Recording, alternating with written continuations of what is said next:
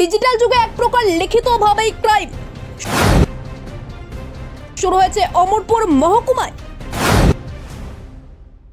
যে কোনো ব্যক্তির বিরুদ্ধে কুৎসা ও অপপ্রচার ছড়িয়ে ছিটিয়ে ফেলে রাখা হচ্ছে হাতে লেখা চিঠি।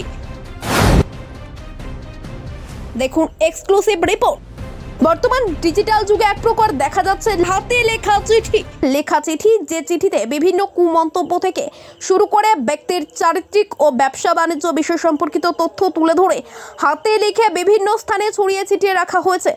এই ধরনের ঘৃণ্য মানসিকতা অমরপুর মহকুমার আগে কখনো না ঘটলেও এ প্রথমবারের মতো হওয়াতে সাধারণ মানুষরা আতঙ্কিত হয়ে পড়েন। দাবি উঠছে পুলিশ প্রশাসনের হস্তক্ষেপের।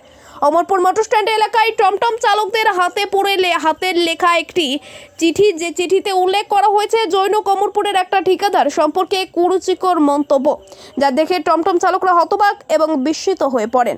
টমটম চালকরা দাবি করছেন এই ধরনের জঘন্যতম ঘটনাকে অতি অবিলম্বে পুলিশ প্রশাসন যেন তদন্ত করে।